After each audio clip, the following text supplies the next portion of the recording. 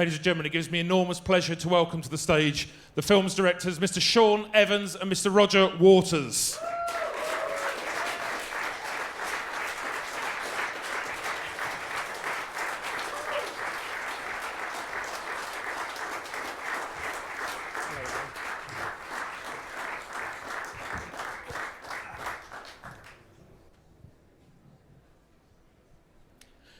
Well, good evening, gentlemen. Thank you very much for joining us. And can I say, I've seen it about 4 times now. What a thoroughly splendid, moving entertainment it really is. Has everyone seen it in the room? No? Well, you have an absolute treat in store. So my first question is to both of you. I mean, how did you feel about bringing such an iconic work back to the screen for the 21st century? Sean? Well, I think there were a couple of things. One thing was that we weren't trying to remake the version that was done by Alan Parker. Sure. By no means were we trying to go where that one went.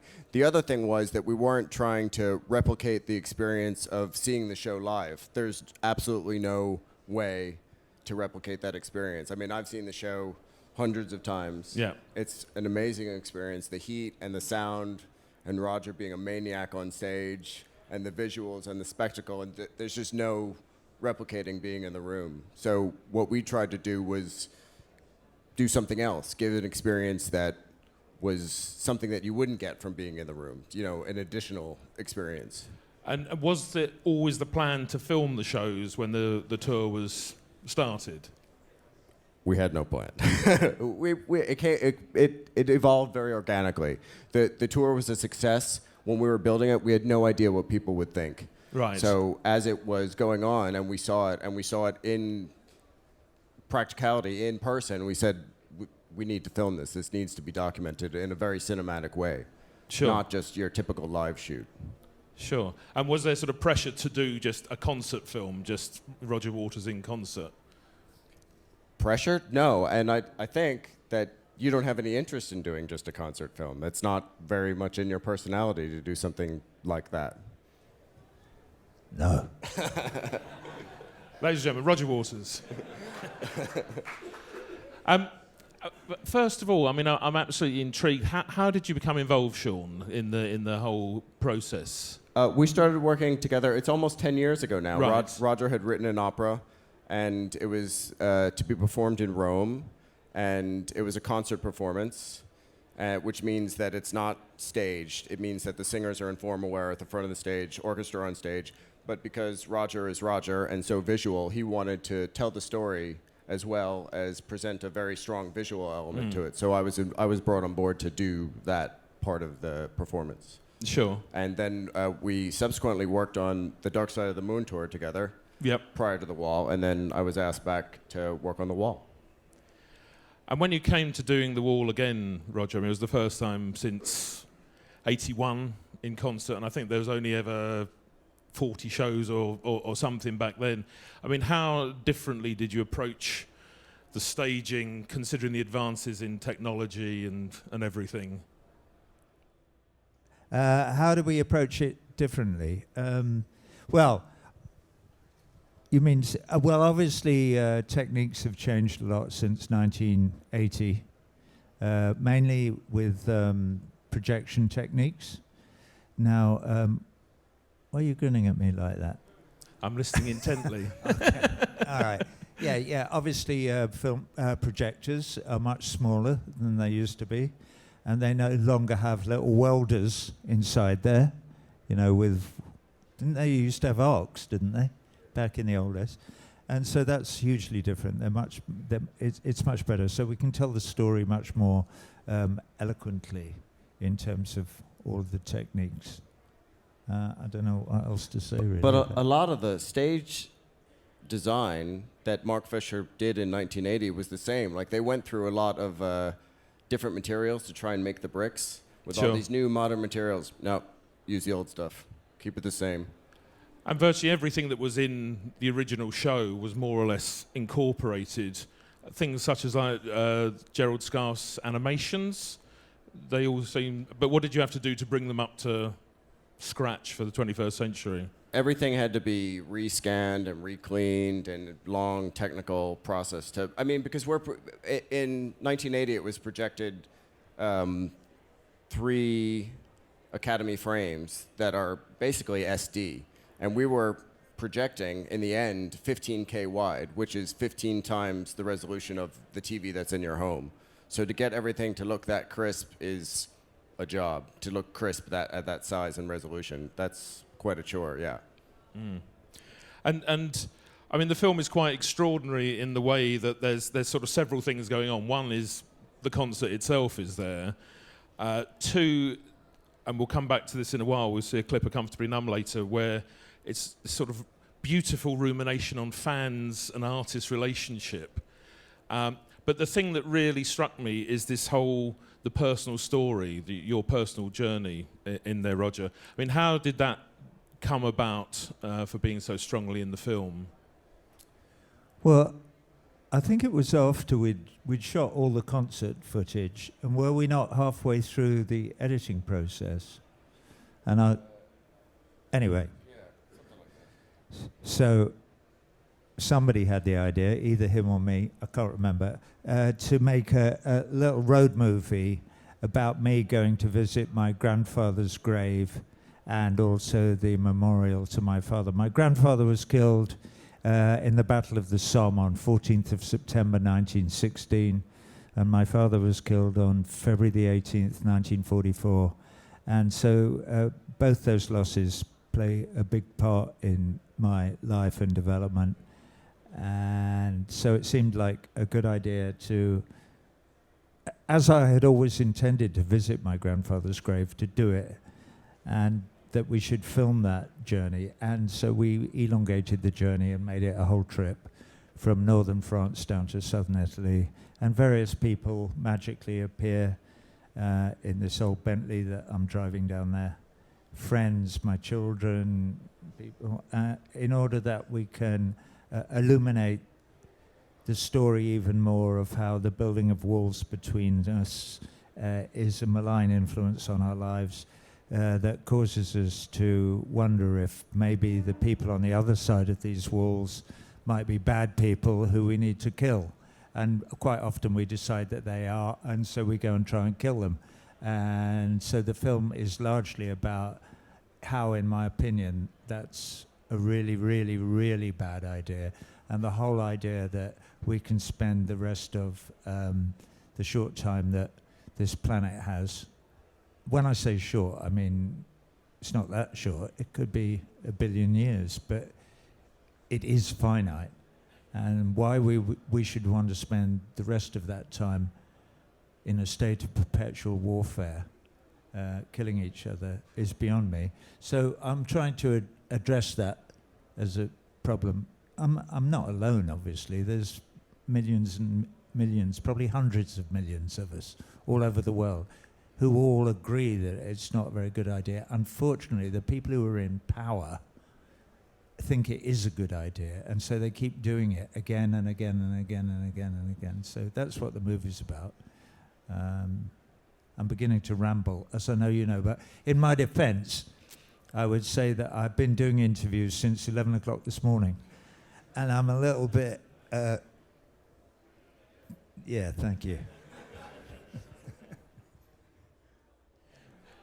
But I mean, it's interesting because I don't know if I knew about your grandfather. Obviously, your father is well documented across the albums, but that really came as a surprise in the film. And there's something that when you see it, the film has is the way that the poignancy never tips over into anything. You know, it never becomes overly sentimental or mawkish. It's almost. Did you have a filter, just being able to sort of juxtapose some of those sort of really personal scenes with humour, with landscape?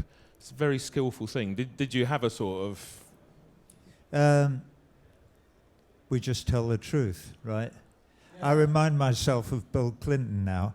I once saw Bill Clinton at a charity do in Lincoln Center in New York. Sorry, I interrupted you there. And it was for a charity that called Save the Music that was run by VH1, an American TV music station. And the charity is to provide musical instruments to disadvantaged black kids in the Bronx.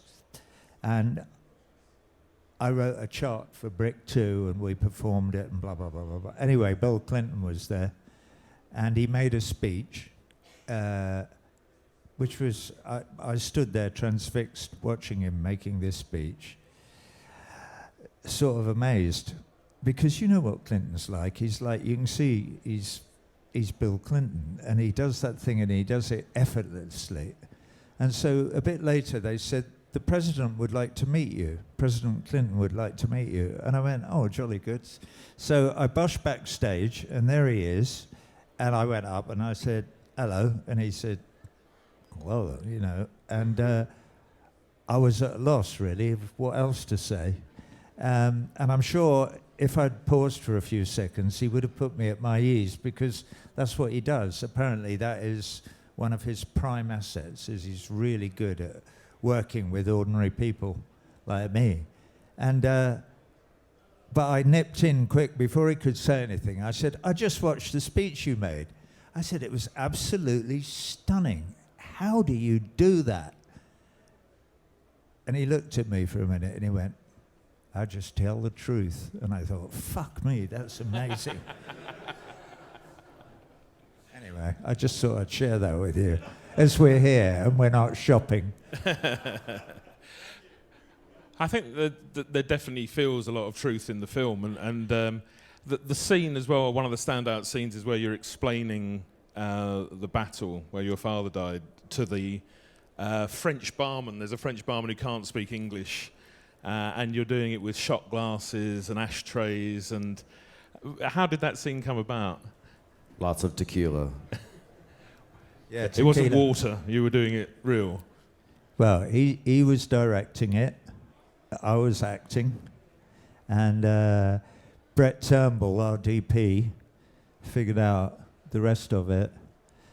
And we had an actor there to play the barman. And I said to him, what's your name? He said, François, monsieur. And I went, good, you don't speak English, all right. And he went, yeah, all right. I went, no, you haven't got that. You don't speak English, okay? And he went, comment? And I went, good, you've got it. That's all you need to know. And then I think he said action, and then I did all that. I've no idea why. I hadn't rehearsed anything. So it's a one take. It's a bit of improvisation, actually. Yeah, I caught that. A lot of the scenes were like that. Like, we had these scenarios and we had subjects to be talked about, and then it was Roger and whoever he was with ad-libbing, just going. Because again, one of your oldest sort of school friends, Andrew Rawlinson, known as Willer, you form a sort of double act for sections of the film, a bit like a sort of Pete and Dud in the car. I mean, again, was that all just completely unscripted? For the most part, yeah. I mean, it was, sorry. No, I was, which one am I? Pete. Thank you. Of course. Even though Willer's about 4 inches taller than I am, I'm prepared to be Dud if I have to be somebody. Yeah, no, that was all unscripted, yeah. Just a conversation. But it was a lovely link. I mean, that thing, the past and the future. And there's this sort of serenity to those scenes, which obviously is offset then by 250,000 people screaming and Stukas going overhead and all of that. What's the significance of tunnels? You talk about, I hope we don't have to go through, or will there be tunnels? Was there any... Well, many years ago, Willer and I drove... we drove a lot around Europe, but the first time we drove, we went in my mother's Austin A30, and we drove down through France, and then we drove down to Italy. Well, you have to go through tunnels. That's all. As simple as that. That bit of road between Nice and Genoa has got a lot of tunnels. It's a very, very amusing scene.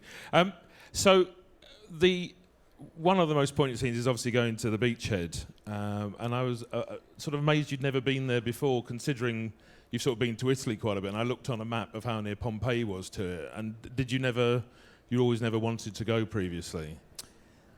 No, I had been to Anzio. Right. I'd been to the beach in Anzio, but which we visit in the film. But the place I hadn't been was the Commonwealth War Graves Commission Memorial Garden in Cassino, which is in the valley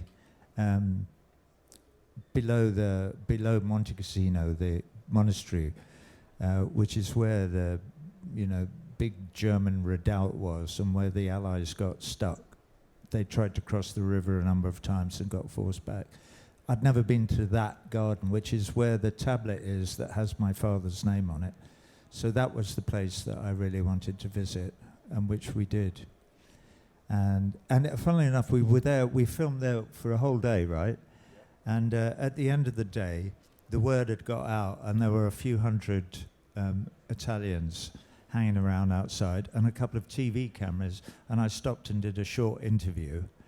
And there's this British expat living somewhere on the East Coast, about level with Rome, and his name's Harry Schindler, and he's 94 years old this year, and he saw that TV interview, and he had served at Anzio in the Sherwood Foresters, a different regiment than my father's, but he had been about a mile away when my father was killed on that morning in February 1944, and he watched this thing on the news, and he said, I might be able to help that chap. He said he's obviously needs closure, in his search for his father. And he's from somewhere a bit north of here, I would guess. Probably close to Bethnal Green. Anyway, he's a lovely man. He's become a great friend of mine. So he made it his business. He said, of course, I'd never heard of the Pink Floyd, so I'd stop at the Beatles. Which I thought was rather sweet. Anyway, he did, and he found out exactly where my father was killed, to within a few yards. Right. And he then persuaded the good people of the local town, which is Aprilia, to build a monument to my father and to erect it in the playground of a local elementary school. And it's there. So I went there on the 18th of February 2014, which is exactly 70 years after my father was killed. There was a big do with local dignitaries and a brass band and all of that, and it was very, very moving. And so I thank Harry Schindler for that. In fact, he's here. He's not here shopping.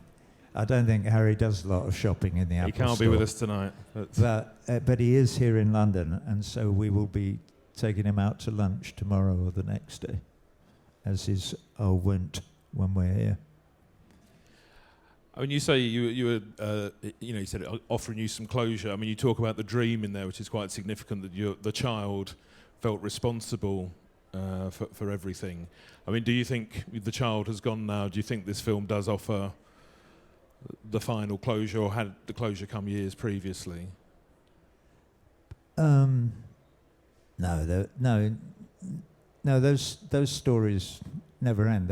It may be that they even transcend generations, but I think if you lose a parent or a child, that stays with you certainly for the rest of your life, maybe even beyond. I don't know, but yeah, my father's story will be with me until the day I die. I think one of the real key scenes in the film is where you're talking about the American veteran that came up to you and said, your father would be proud of you. How did it feel when he came up and said that to you? Well, it was unnerving and moving. When we did the wall shows all over the world, we have 20 vets from whatever country we're in at the time come to the show, and I meet them at half-time and just chat about anything they want to chat about, really. And this was one guy who was older. He was a Vietnam vet, and who said this to me, grabbed hold of my hand. This is all in the movie. As you know, whoever you are, the one person who went and saw it. Yeah. And he wouldn't let go of my hand. And he looked at me in the eyes, and then he suddenly said, your father would be proud of you. And I still get a big lump about here, even remembering that moment. And then we were going back on stage that minute, so I had to walk back and go on stage and start singing "Hey You" and get on with the rest of the show. But I was very moved and quite upset as well by that. It's a tremendously moving moment. Now, Roger talked about the show. Obviously, one of the key parts of the film is the show, and we have a clip coming now, a short clip of a song you may be aware of called "Another Brick in the Wall Part 2."